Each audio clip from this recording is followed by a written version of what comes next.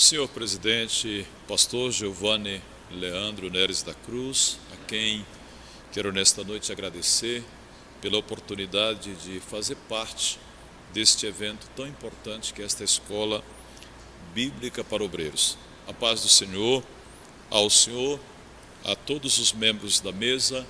Também quero saudar o pastor Márcio Simões, sua esposa, pastor da igreja que nos recebe para este evento, e na sua pessoa cumprimentar a todos os pastores que são presidentes de campo e que são membros também desta CEADIF, pastores, evangelistas, pastoras e todos homens e mulheres de Deus que integram esta família chamada CEADIF.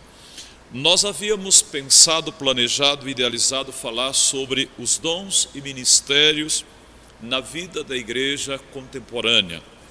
E quero tomar como base para este tema o texto de Mateus, capítulo de número 16, versículo 18, que nos diz assim: E tu também eu te digo, tu és Pedro, e sobre esta pedra edificarei a minha igreja, e as portas do inferno não prevalecerão contra ela. O pastor Gisiel Buarque de Guzmão, quem nos antecedeu, falou a respeito da missão da igreja, se eu não estou equivocado, com relação ao compromisso da obra missionária. E eu gostaria de trazer um pouquinho, na minha reflexão, sobre os comprometimentos, as implicações que nós enfrentamos por não ter uma visão plena ou clara, ou não nos desenvolvermos dentro dessa perspectiva da igreja que Jesus Cristo fala que será a sua igreja, né? A visão que ele tem para a igreja, para o seu corpo, para a sua noiva aqui na terra. Então eu quero começar dizendo isto: cremos que esse texto é um dos mais lidos da palavra de Deus e que o assunto aqui registrado é um dos mais debatidos na história do cristianismo, a história da igreja, a vida da igreja como a razão da maior promessa de Cristo para a humanidade, porque por meio da igreja, Cristo tem manifestado todos os seus dons, todas as suas dádivas, toda a sua bênção e o plano perfeito de salvação. Então, para que nós compreendamos melhor isto e para que possamos andar um pouquinho dentro desta visão do corpo de Cristo na terra, nós somos remetidos a nos preocupar com a forma operandi da igreja, a maneira como ela é conduzida, como ela funciona. E naturalmente a igreja não é apenas uma organização, ao contrário, a organização deve ser o resultado de uma igreja planejada, de uma igreja projetada, de uma igreja revelada, de uma igreja concebida no plano do próprio Deus. Como Deus nunca fez coisas pela metade, Ele sempre fez as coisas perfeitas e completas. É muito importante que nós compreendamos que os dons e os ministérios são a base estrutural, é a base constitucional que mantém, que dá vida, que dá suporte à igreja na terra.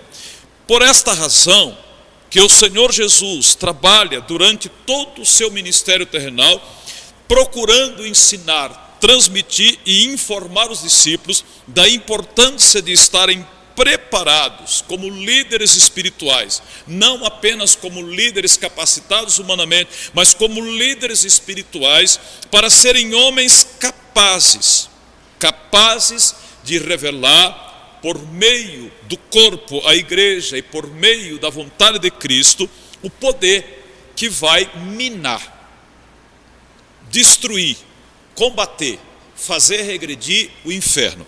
A pergunta que nós nos fazemos é o seguinte: como fazer o inferno retroceder, regredir, se o inferno, na concepção de muitas pessoas, é um lugar? O lugar infernos, ou Geena, ou Tártaro, ou Lago de Fogo, isso aí é um lugar para castigo eterno. Porém, quando Jesus Cristo fala de que a igreja vai combater o inferno, ele está falando de um poder que vai minar um sistema. Presta atenção, o inferno aqui é um sistema de governo, de poder, de ação espiritual que está implantada no mundo.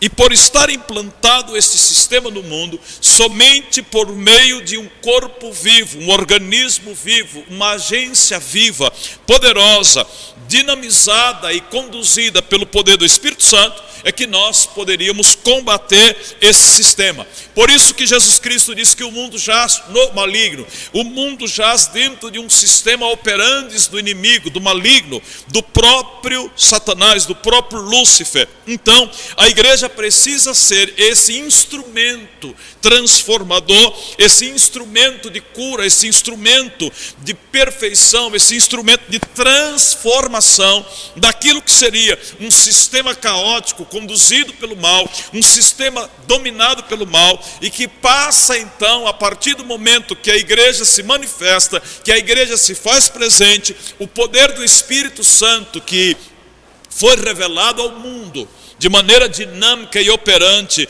lá no dia de Pentecostes, tornando público assim a primeira ação divina da igreja na terra. Quando Pedro se levanta naquele dia, junto com os outros 10, e faz o discurso mais veemente que nós registramos do nascimento da igreja.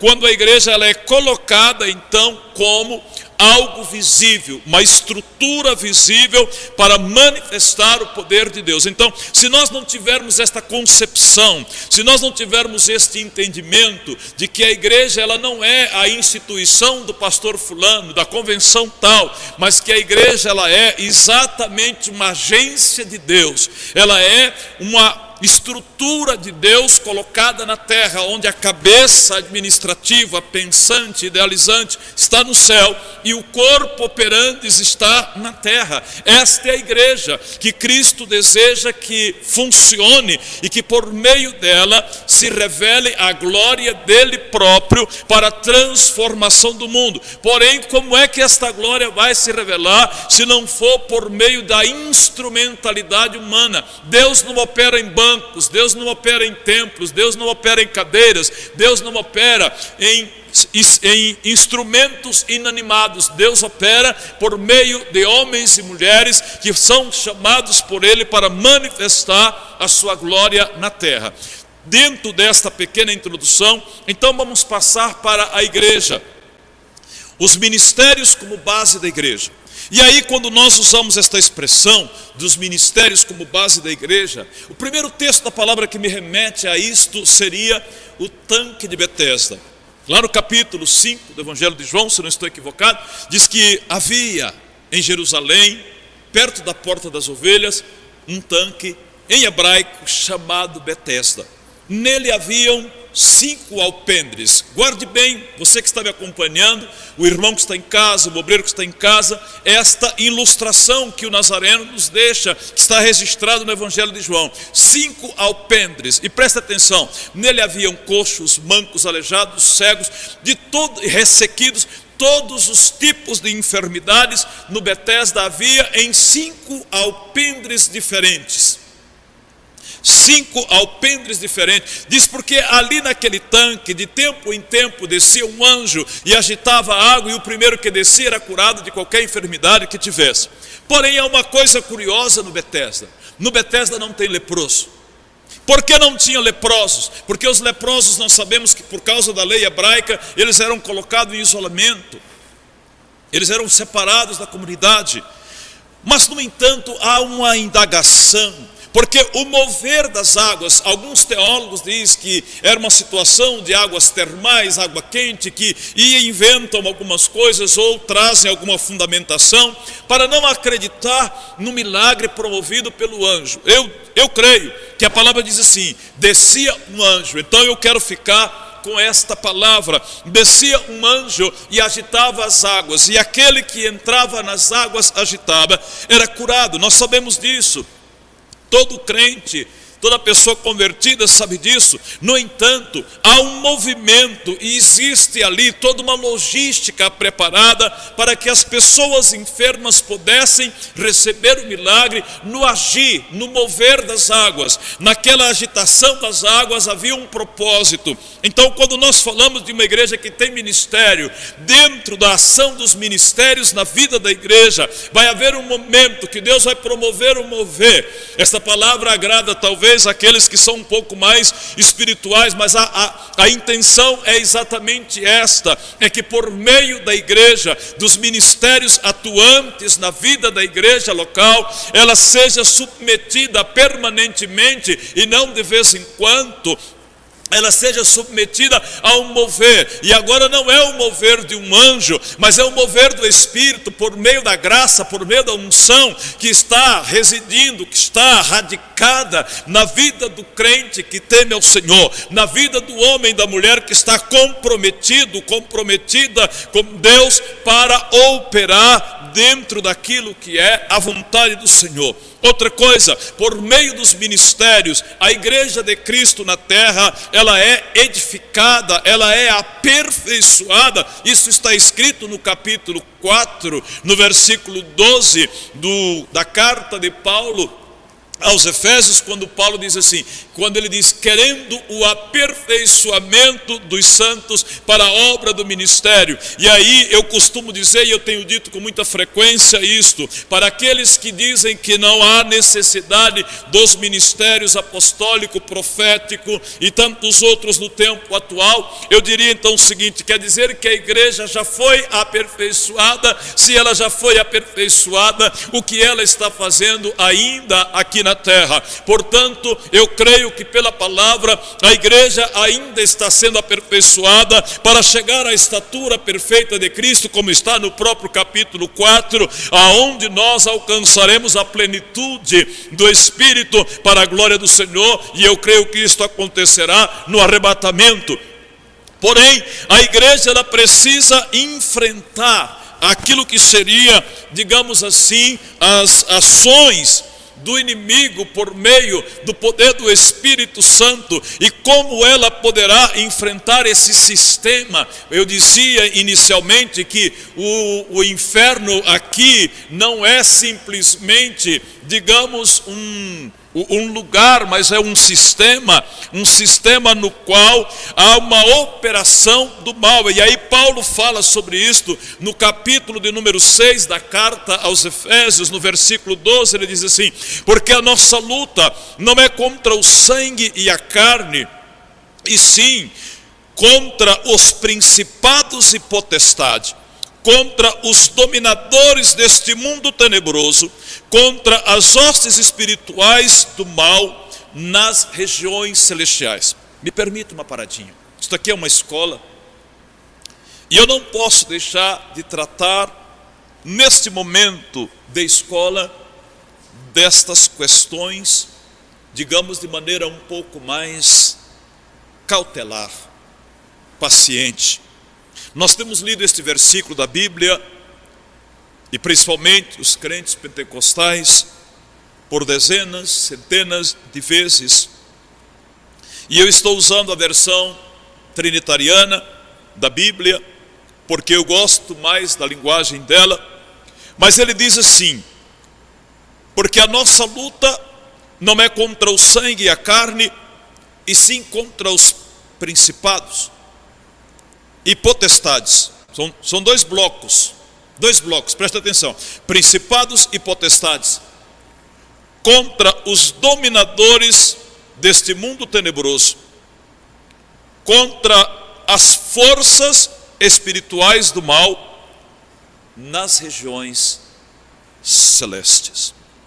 Não podemos conquistar, não podemos avançar, não podemos dominar, não podemos mudar o contexto deste mundo físico, se primeiro não entrarmos na dimensão do mundo das esferas espirituais, aonde as verdadeiras batalhas acontecem. Quando nós lemos o capítulo 9 de Daniel, há uma revelação lá de quando Daniel entra em uma batalha com Deus por uma necessidade de resposta às suas orações, e a palavra diz que ele ora e jejuma por 21 dias. Naquele período, enquanto Daniel está orando e jejuando, Deus envia um mensageiro a ele, e todos nós conhecemos a palavra, e ele diz assim: Daniel, homem muito amado, desde o primeiro dia em que dispuseste o teu coração para buscar e entender a visão, eu vim para te trazer a resposta.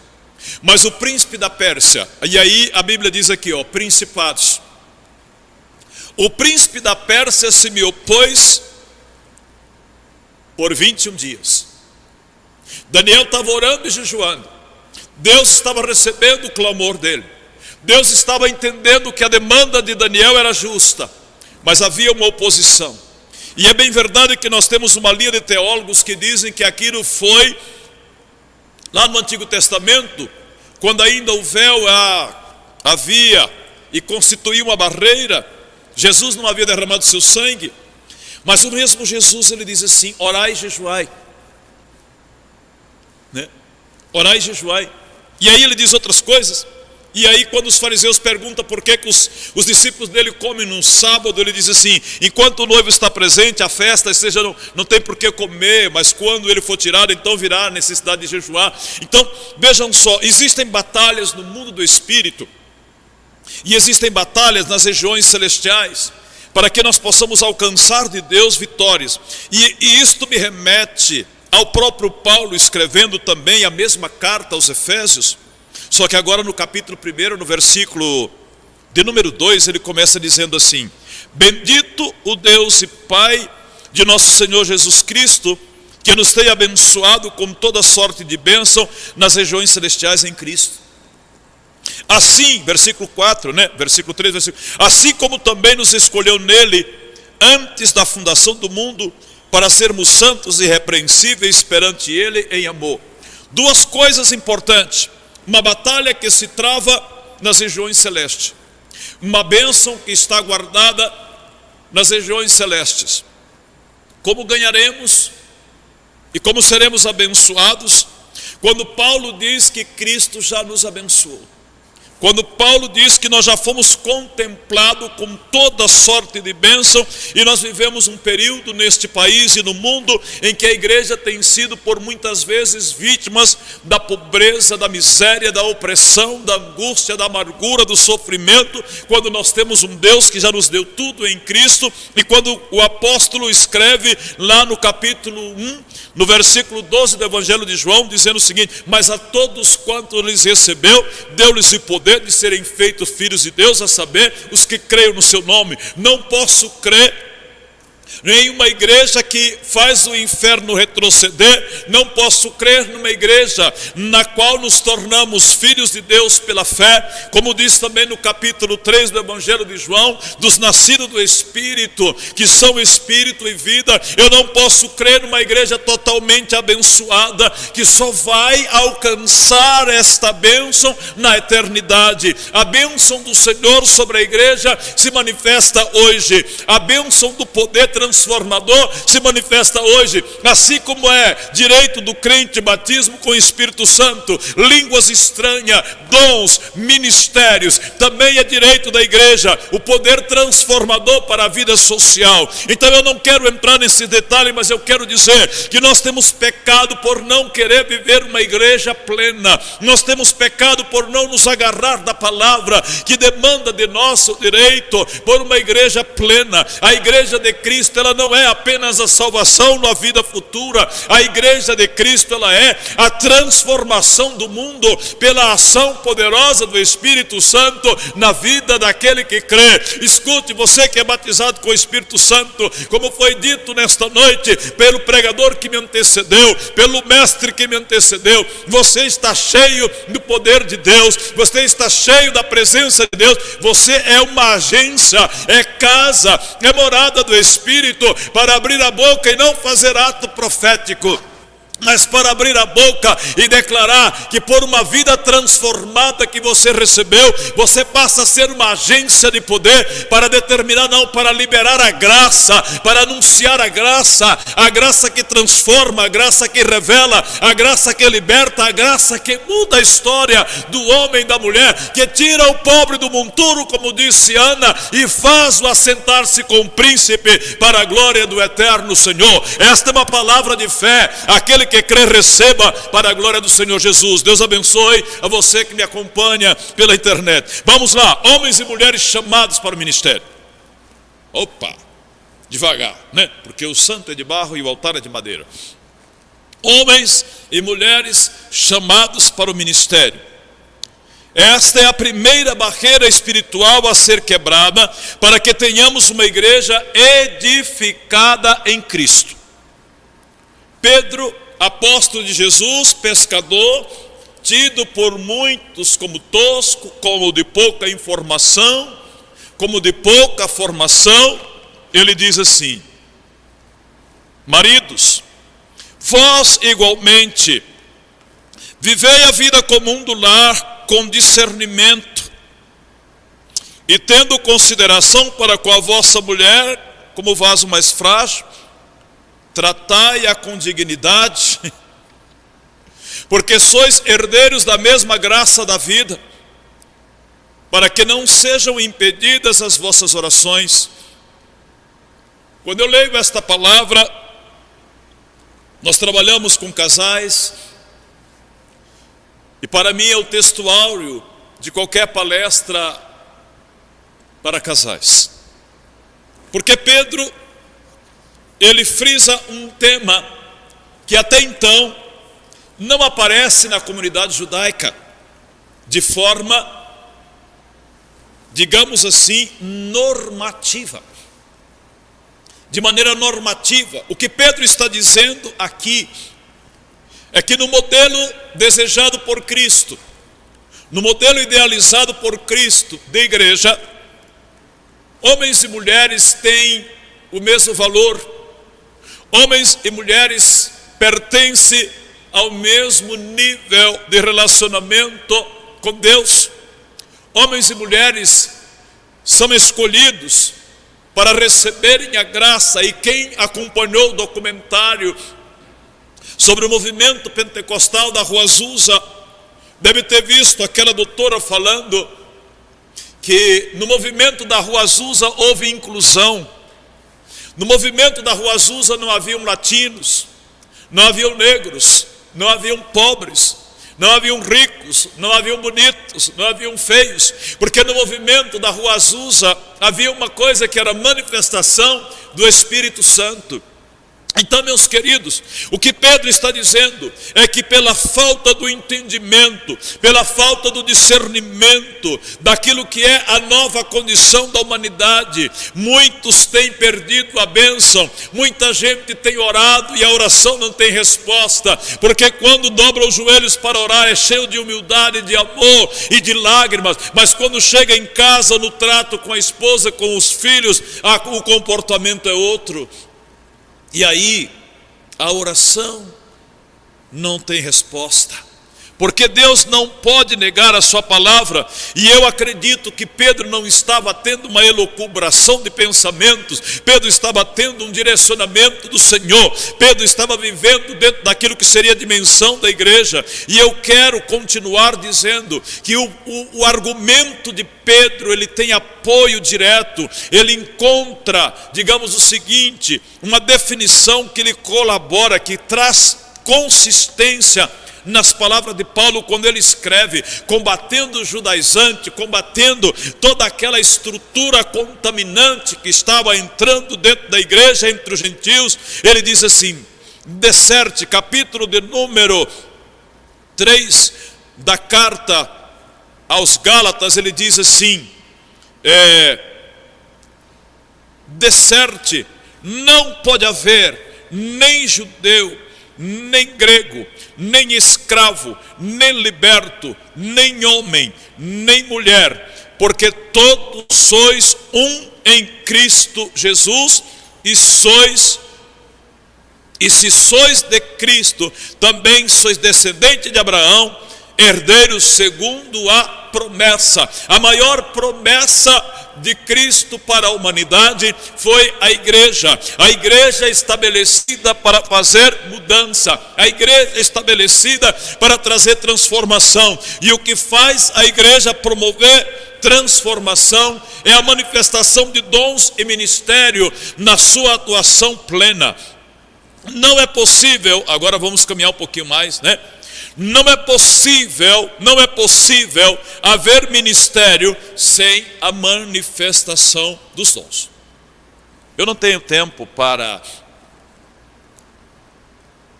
aprofundar o diálogo sobre esta questão, mas eu quero começar mostrando isto.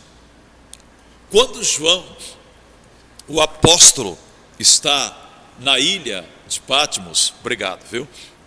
Quando João está na ilha de Patmos, por causa da palavra, ele tem, no seu primeiro contato com o Eterno, com Cristo,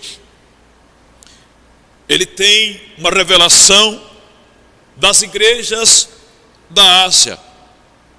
E naquele encontro, o apóstolo, que naquele momento é o último dos 11 vivos, ele está escrevendo por volta do ano 96, isso é o que a gente tem na história, e há um consenso dentro da crítica teológica e no meio acadêmico, de que provavelmente João naquele momento fosse o bispo daquela região, supervisor daquela região, o pai apostólico daquela época, e quem estava plantado em Éfeso. E quando nós chegamos lá no capítulo 2, a carta é dirigida ao bispo de Éfeso, ao anjo da igreja que está em Éfeso. E o ser celestial, começa a discorrer sobre a vida do bispo, do apóstolo, do profeta, do anjo. Olha que palavra tremenda, né? O anjo da igreja que está em Éfeso. E eu quero ler com você, que está me acompanhando nesta noite, esse texto. Ele diz assim: ao anjo da igreja em Éfeso escreve: estas coisas diz aquele que conserva na mão direita as 7 estrelas, e que anda no meio dos 7 candeeiros de ouro. Conheço as tuas obras. Ai, papai. Quando ele diz isso, ele está dizendo: nada passa sem que eu perceba. Conheço as tuas obras, tanto o teu labor como a tua perseverança, e que não pode suportar os homens maus, e que os puseste à prova e os achastes mentirosos, e que os puseste às provas, e que a si mesmo declaram ser apóstolos e não são, e os achastes mentirosos, e tens perseverado, e suportastes prova por causa do meu nome, e não te deixaste esmorecer. Aí ele diz assim: tenho, porém, contra ti, que deixastes o teu primeiro amor. Meus amigos, a palavra que é dita nesse texto, ela é muito dolorosa, porque qualquer homem ficaria autoexaltado ao ouvir do Senhor palavras como esta: conheço as tuas obras, a tua perseverança, a tua fidelidade, a tua defesa da igreja. E ele diz: tenho, porém, contra ti que deixastes o teu primeiro amor. Se realmente é João, que é o pastor de Éfeso, ele era o discípulo amado, era ele que tinha uma relação de afeto profunda com Jesus. E eu costumo dizer que, no meu entender, João começa a viver nos seus dias finais uma maratona tremenda para não deixar a igreja cair no meio do gnosticismo, ser engolida pelas ideias, digamos, de um Deus não materializado. E ele começa a trabalhar de uma maneira tão ferrenha pela defesa da própria igreja que ele se esquece da sua relação com o Senhor. Muitos pastores, muitos homens e mulheres de Deus que compartilham conosco da mesma fé, do mesmo amor, da mesma vocação, do mesmo chamado, têm vivido tempos e dias que o estresse pelo trabalho da igreja, pelo cuidar das pessoas, tem se transformado numa carga tão profunda que muitos deles perdem o prazer de orar. Muitos deles perdem o prazer de estar na presença do Senhor. Muitos deles perdem ou passam dias, semanas, sem se renovar em línguas estranhas, sem ter um momento a sós com Deus, sem ter um momento de culto, de adoração, de descanso para ouvir a voz do Espírito. E ele diz assim: deixastes o teu primeiro amor. Então, eu fui pesquisar um pouquinho, para não falar coisas sem fundamento, para não falar coisas apenas das minhas emoções. E eu encontrei no Evangelho de Marcos, no capítulo de número 13,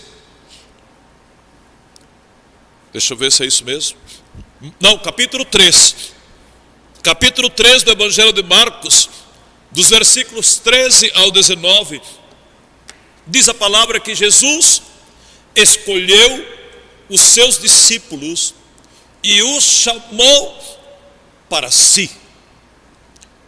Preste bem atenção no que eu vou lhe dizer nesta noite.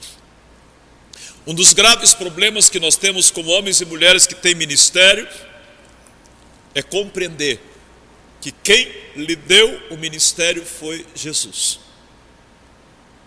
Mas antes de você receber de Jesus o ministério, você foi chamado por Jesus para estar com Ele, para ser dele, para andar com Ele, para desfrutar da companhia dEle, para aprender dEle, como Ele diz em Mateus 11:29, aprendei de mim. Antes de sermos chamados para ministrar aos outros, nós somos chamados para receber do Senhor, para ter do Senhor, para andar do Senhor, para viver para o Senhor. Você foi chamado para ser de Deus. Você foi chamado para ser de Cristo e não da igreja. Você é uma dádiva para a igreja, você é um dom para a igreja, você é uma bênção para a igreja, você é um instrumento para a igreja, mas você é propriedade do Senhor. Foi Ele quem te chamou, foi Ele quem te escolheu, foi Ele quem te salvou, foi Ele quem te remiu, foi Ele quem te deu vida, foi Ele quem te elegeu para ser dele. Então, vamos entender. Homens e mulheres que são chamados para ter ministério, primeiro foram chamados para ser de Cristo, andar com Cristo, aprender com Cristo, viver para Cristo, ser de Cristo. Então eu creio que muitos homens e mulheres de Deus não têm tido maior sucesso no seu empreendimento, porque estão se esquecendo de que foram chamados para ser do Senhor. O bispo, o apóstolo, o profeta, o pastor de Éfeso, o anjo da igreja, ele estava fazendo um trabalho extraordinário, mas ele tinha se esquecido do seu primeiro amor. Queridos, o primeiro amor traz paixão, encantamento, deslumbre, renovo, esperança, traz vida e vivacidade. Alguém me dá um guardanapo? E vivacidade. Oh, desculpem. Obrigado, viu? Desculpa um pouquinho. Eu vou ter que secar o meu nariz aqui, porque eu estou começando a me emocionar, e quando eu me emociono, eu tenho um problema de sinusite, aí já viu. Obrigado, viu? Vamos continuar. Então, às vezes, o trabalho, O ministério é dado pelo Senhor, mas a pessoa ela fica sufocada por causa de uma estrutura, por causa de questões que dizem respeito apenas ao trabalho, ao serviço administrativo, material. E isto vai nos consumindo, compromissos, contas a pagar, agendas a atender, e de repente nos esquecemos de estar com o Senhor. Porém, o texto que nós lemos do Evangelho de Marcos é que nós somos chamados para Ele, para estar com Ele. E toda a trajetória de Cristo Jesus nos revela que Ele sempre esteve preocupado com a companhia e o estar junto com eles. Então a igreja, dentro da visão da promessa, ela tem a obrigação de libertar os cativos do diabo. Esta definição foi estabelecida durante o ministério terrenal de Jesus. Em Lucas, no capítulo 19, no versículo 10, nós encontramos isto. Jesus falando com Mateus, quando ele recebe Jesus em casa, e Jesus diz assim para ele: hoje veio salvação a esta casa. Então ministrar salvação é uma das tarefas. E aí nós que estamos vivendo hoje o aniversário dos 110 anos da Assembleia de Deus, dia 18, a mensagem simples do Evangelho pregado pela Assembleia de Deus era: Jesus Cristo salva, cura, liberta, batiza com o Espírito Santo. Muito bem, e o que foi feito da mensagem? A mensagem não mudou, a mensagem não deixou de ser, a mensagem não perdeu sua validade. Nós é que saímos do ponto, nós é que desviamos a nossa visão, nós é que passamos a querer falar apenas. A igreja ela tem que agir, os ministérios precisam ser completos na vida da igreja, porque senão não se manifesta a cura. O capítulo de número 8 do Evangelho de Lucas, a partir do versículo 43, nós encontramos a história da mulher do fluxo de sangue. Diz que ele vai caminhando no meio da multidão, e a multidão vai apertando ele, ele está indo de caminho à casa de Jairo, e de repente a mulher doente, 12 anos padecendo daquela enfermidade, bem por trás dele, toca nele, e a enfermidade desaparece. Salvação e cura no ministério de Cristo, no projeto da igreja. Ele está ensinando os seus seguidores como é que a igreja deve atuar. Então, quando acontece aquela cena, Jesus para e pergunta: quem me tocou? E aí Pedro, disse o pastor Elianai Júnior, que Pedro, cheio de trique-triques, disse assim: Senhor, dá licença, né? A multidão inteira dessa te apertando e tu pergunta quem foi que tocou em ti? Mas Jesus, sabendo que Pedro não estava entendendo o que ele estava dizendo, ele disse assim: alguém me tocou porque de mim saiu virtude ou poder. E diz a palavra que aquela mulher, não podendo mais, se apresentou a ele, ele contou toda a história. Preste atenção, você que está me ouvindo. Eu tenho visto e ouvido muita gente dizer: mas naquela época é porque era o momento da implantação da igreja e tinha que haver um impacto na sociedade. E eu lhe pergunto, senhor, senhora, que está vivendo esta dimensão de Covid-19, acabou a necessidade do povo, porque naquela época tinha médico, porque a Bíblia diz que ela chega para Jesus e diz assim: e havia gastado tudo que tinha com os médicos e não podia ter sido curada por nenhum deles. Mas quando tocou na unção que desceu do Espírito, da graça que estava sobre o Filho do eterno Deus, a enfermidade foi curada. Ei, a igreja de hoje ainda precisa atuar sobre a unção do Espírito para curar enfermos, porque ainda tem gente precisando de cura, ainda tem gente possuída por demônio, ainda tem gente atormentada, ainda tem tem gente paralítica, ainda tem gente perturbada da mente. Aliás, desculpa, eu estou querendo virar pregador e eu não sou. Aliás, nunca se viu tanta gente perturbada quanto na atualidade. Nunca se viu tanto crente frequentando os consultórios de psicólogos e de psicoanalista neste tempo. Mas sabe o que é que eu entendo, queridos? É que nós estamos vivendo uma onda de desobediência à palavra tão profunda que o próprio inimigo está conseguindo legalidade para atormentar os filhos do Senhor. É preciso voltarmos à base, é preciso voltarmos ao princípio, é preciso voltarmos a ser a igreja que Cristo planejou para ter na terra. E não poderemos ser a igreja que vai revelar a glória do Senhor se não tivermos no nosso escabouço uma estrutura ministerial atuante. Deus chamou uns para pastores, mestres, doutores, mas chamou outros para evangelistas, chamou outros para profetas. E aí eu queria falar um pouquinho. O ministério de profeta em nosso meio não é reconhecido. A Assembleia de Deus tem dificuldade, reconhece na escrita, mas na prática não tem. Nós não temos os 5 ministérios definidos nas nossas convenções. Gostaria de chegarmos um tempo, eu sou sonhador com isto, mas eu gostaria de chegarmos o tempo que nós tivéssemos na nossa convenção a ordenação para mestre, a ordenação para evangelista, a ordenação para profeta, o reconhecimento de doutores e de apóstolos. Porque eu acredito na existência desses ministérios. O que eu não acredito é na titulação como ela hoje está sendo colocada no meio de uma sociedade que pouco conhecimento tem da palavra. O título não traz unção.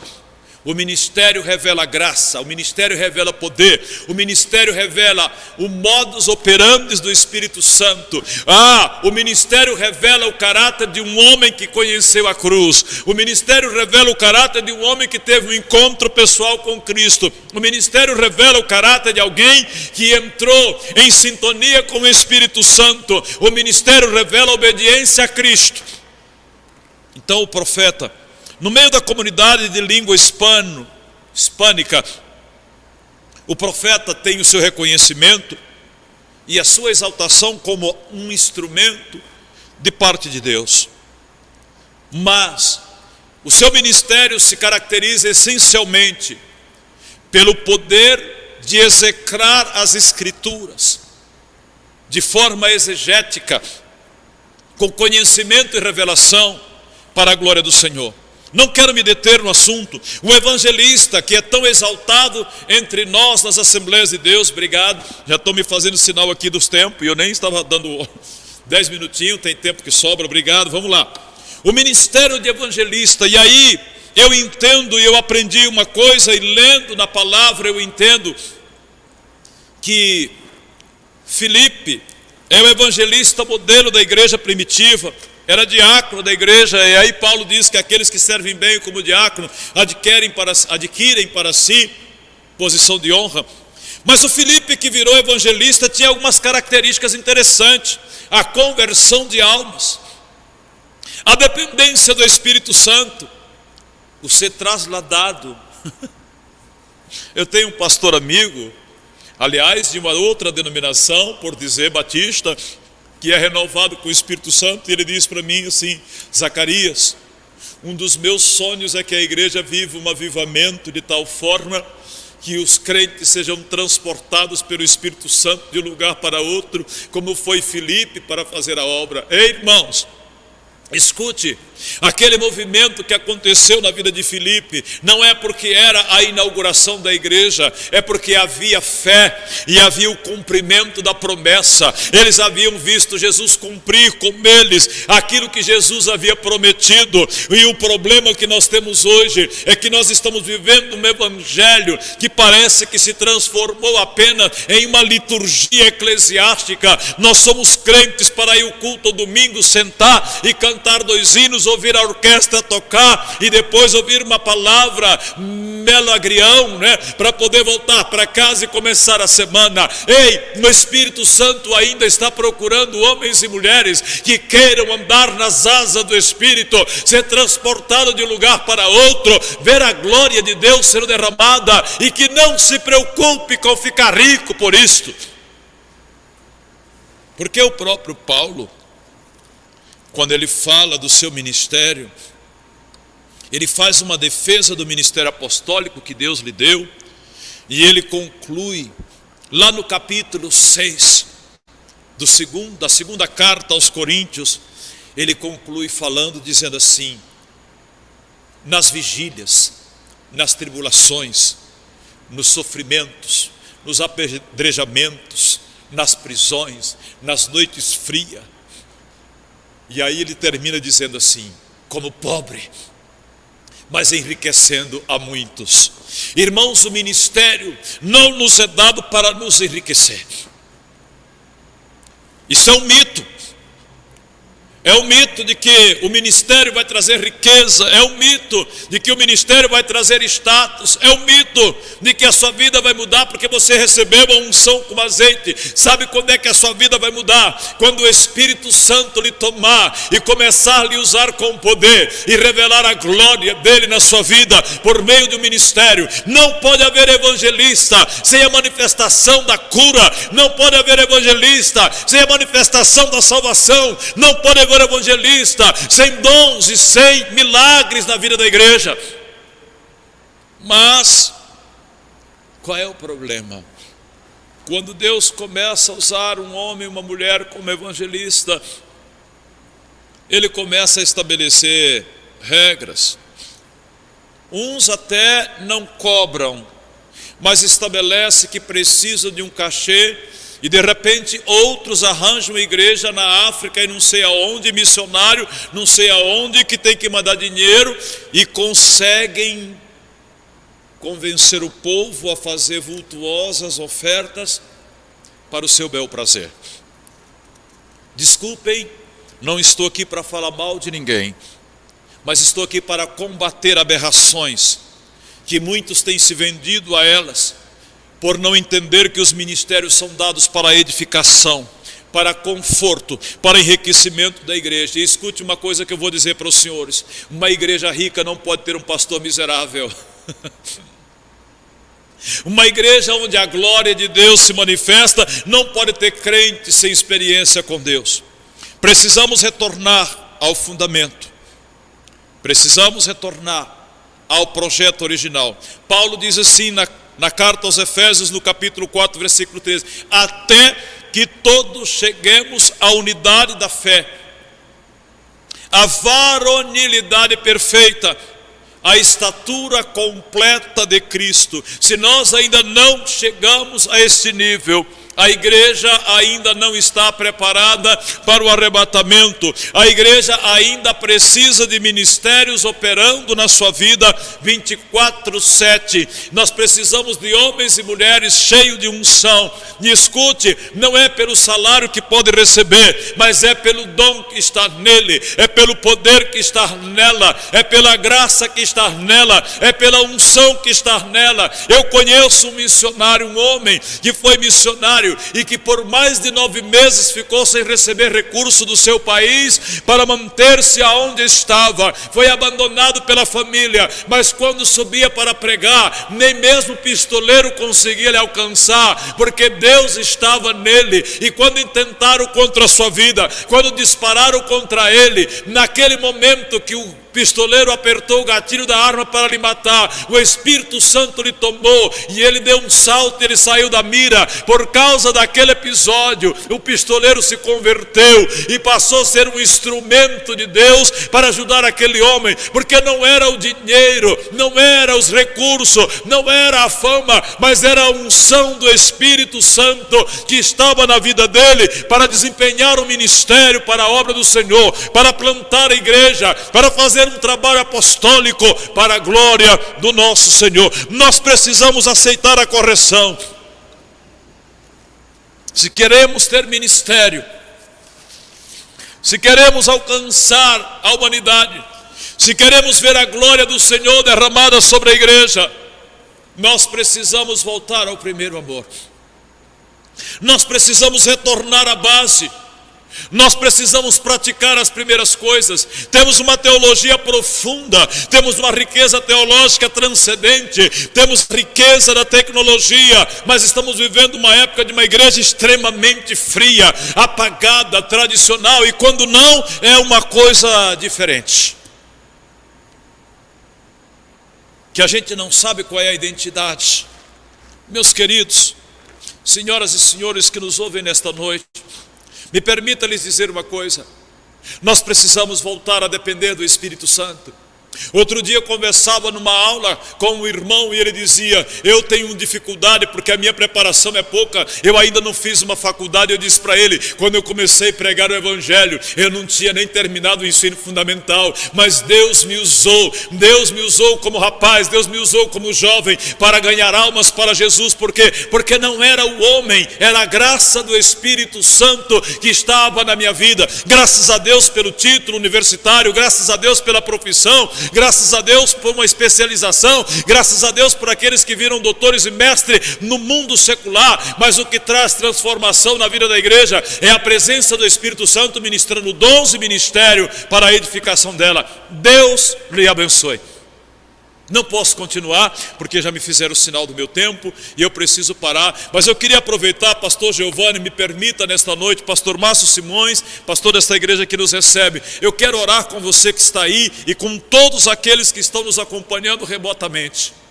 Eu quero orar para que você não desista do seu ministério, para que você não desista do seu chamado. Não é o homem que vai te colocar em evidência, é Deus que vai te fazer estar em evidência por meio dos homens.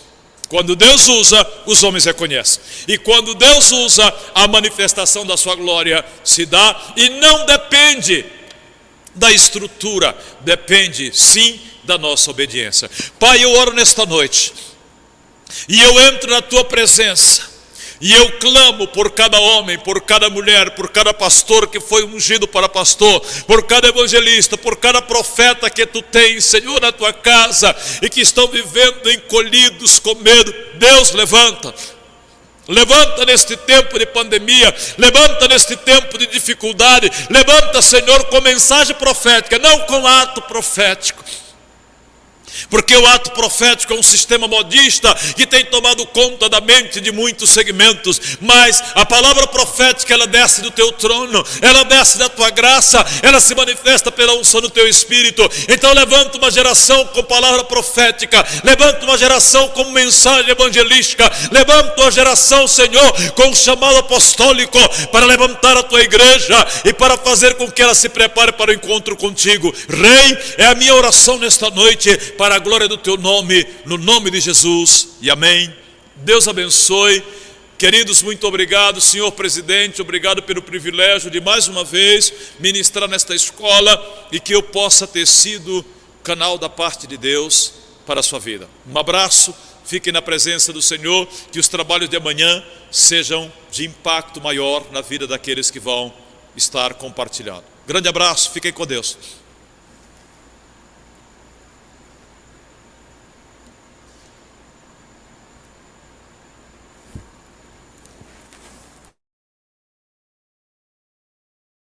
Agradece a Deus pelo vida do pastor Zacarias. Pastor Zacarias, você não está vendo, mas eu vi muitas mãos levantadas aqui, glorificando a Deus pela palavra que o Senhor nos trouxe, da parte de Deus. Também Deus abençoe ricamente o pastor Gesiel, ele foi o nosso primeiro orador. Deus o recompense e o prospere. Pastor Márcio tem uma equipe nos assessorando na sonoplastia, na parte de transmissão. Obrigado a esses irmãos. Abençoe também o irmão Reinaldo lá na porta, também com toda a atenção que está nos dando. Os irmãos da equipe aqui da Adã. A vocês, pastores, presidentes que vieram, representantes de igreja, muito obrigado. Amanhã a programação é 16 horas e vai até às 19. Fazemos um pequeno intervalo para ter mais 2 participações à noite. E entre elas o pastor Márcio vai encerrar ministrando também. É o pastor da igreja anfitriã e será também um ministrante. Quantos já por essa noite agradecem ao pastor Márcio pela instalação da igreja, nos ceder os espaços, né, para esse momento. Obrigado, pastor Márcio. Deus recompense e abençoe o senhor mais e mais. Eu queria uma oração dos irmãos a favor daqueles que estão sofrendo com sintomas do Covid. Eu vou convidar aqui o pastor Lázaro para fazer essa oração por nós, para Deus nos guardar a todos, a nossos lares representados, aos que estão aí na transmissão, estão assistindo, mas também em especial aqueles que nós conhecemos, que estão sofrendo, né, a contaminação desse vírus chinês. Eu vou dizer da igreja que estou pastoreando, lá em Lusiânia, alguns irmãos lá estão tendo complicações. Agora, bem, eu estando aqui, chegou para mim uma mensagem de um irmão nosso, que foi internado porque a saturação baixou a 71, o normal é acima de 95. Isso é preocupante, mas Deus é Deus de milagre. O nome desse irmão é Fernando Monteiro Alves, é uma ovelha que tem em Lusiânia, mas também a esposa dele está grávida e está também com sintomas hoje, foi testada hoje positivo, e também da família, né, deles ali, há também cunhado, a cunhada, né, há o sogro, há mais pessoas que estão sofrendo com isso, mas que Deus mostre favor, não só isso, mas que esses sejam por nós aqui em oração, representados para Deus alcançar muitos outros para a cura divina. É assim que queremos orar e crendo, né? Amém? Pastor Lázaro.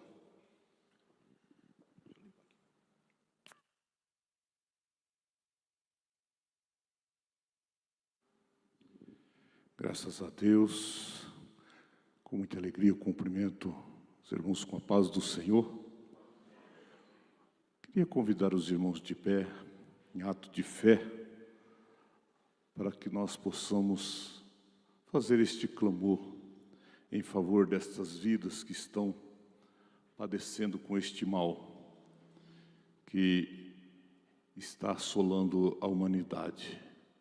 Amantíssimo e glorioso Deus, Pai querido e amado do nosso Senhor Jesus, nós adentramos agora, Pai, ó Deus, na sala do trono com a nossa voz de oração. Pai, crendo, ó Deus, que o Senhor está com os teus ouvidos atento à oração deste lugar. Pai, nós acreditamos, ó Deus, que nas tuas mãos há poder. Nós acreditamos, ó Deus, no milagre, Senhor, que foi ministrado aqui nesta noite, na unção, ó Deus querido, que estão nas mãos, ó Pai, e na boca daqueles que professam a fé em Ti. Pai, é nesse nome glorioso, Pai, no nome de Jesus Cristo, que nós queremos, ó Pai, rogar a Ti nesta hora. Pai querido, que o Senhor venha alcançar, ó Deus, com o milagre da cura, estas vidas, Senhor, que estão, ó Pai amado, sendo oprimida por este mal, Senhor. Pai, é no nome de Jesus, Senhor, que nós declaramos agora a cura. É no nome de Jesus, ó Pai, que nós clamamos agora, Pai, que o Senhor, ó Deus, venha de encontro àqueles, ó Pai, que estão acometidos, ó Deus, aqueles que estão sofrendo, Pai querido, aqueles, ó Pai, que estão passando, ó Deus amado, momentos difíceis, ó Pai. Eu creio, Senhor, no Teu milagre, e eu declaro no Teu nome, Senhor, ó Deus querido, estas vidas, Senhor, curada para a glória do Senhor. Amém, Jesus.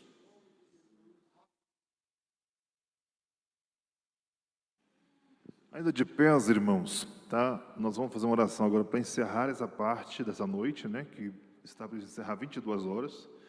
E pastor Bispo, vem aqui fazer essa oração por nós, encerrando essa parte. E o pastor Aparício da Bênção Apostólica, tá? Eu citei esses nomes e pedi que fosse representando outros. Vocês conhecem o Cristóvão, trabalha com a gente. Ele que inclusive está também trabalhando por trás desses equipamentos, com essa equipe aqui da igreja local. E o Cristóvão estaria conosco aqui no DF, para cuidar dessa parte. Mas ele também se tornou alguém vítima de uma reinfecção, né? Eu tinha dificuldade de acreditar na reinfecção, né? E estou vendo pessoas próximas de nós sendo, né, vítima de uma reinfecção. Cristóvão está na Bahia hoje, mas teve uma complicação do Covid lá ainda em São Paulo. Conseguimos fazer ele chegar em casa, né, com todos os cuidados possíveis, né? Mas ele também está recuperando-se de um sintoma de Covid. E falando na Bahia, eu tenho amizade com o pastor Josué Brandão, acho que os irmãos sabem disso, já veio na nossa conversão algumas vezes. Também Josué Brandão está se recuperando do Covid, e hoje é o 12º dia. Mas também ele teve dias difíceis, né? Então, continuo orando pela recuperação do Cristóvão, que também já está vencendo o Covid, essa segunda reinfecção, o senhor Josué Brandão e outros mais, né? Bom, ali na entrada tem alguns livros que são daquela AGO que fizemos em março. O pastor Luciano Subirá deixou comigo alguns livros com a intenção de continuar abençoando os pastores com esse livro, com os livros que ele tem de sua autoria. Também o pastor Márcio aqui tem livros de sua autoria, não sei se ele tem disponível aqui, mas tem livros de...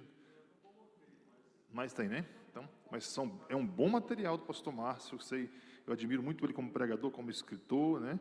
Então, tem livros do pastor Márcio, pode colocar então para nós amanhã, por favor, tá? E também, queridos, se você precisar de alguma coisa da CEADIF, talvez agora já não permita mais o horário, mas amanhã vai estar aqui de novo a pastora Miriam Tesoureiro, o pastor Adélio Tesoureiro, pode abrir o sistema, ver, colocar seu novo endereço, se não chega por nada, você por e-mail, colocar seu novo e-mail, né? Atualizar dados e também pagar alguma coisa na parte de taxas, ou até fazer inscrição antecipada lá para setembro, para não pegar aquela fila de setembro que você já conhece, tá bom?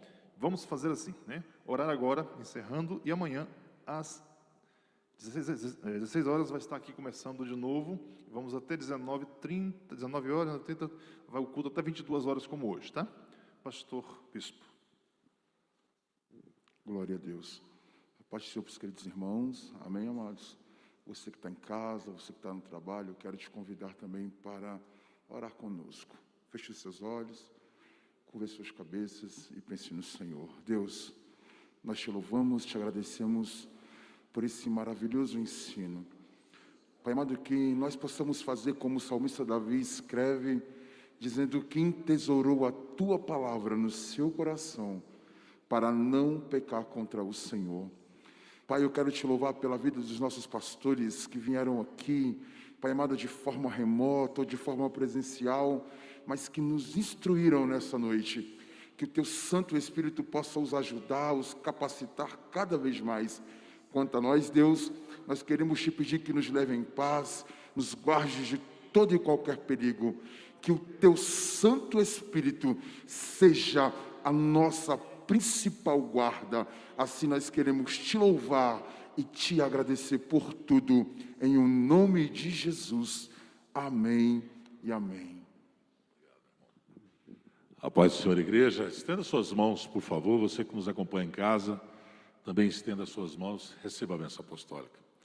A graça de nosso Senhor Jesus Cristo, o amor de Deus, nosso Pai, a comunhão e as consolações do Espírito Santo sejam com todo o povo de Deus, não só hoje, mas para sempre. A igreja diz? Amém. Deus os abençoe, uma ótima noite.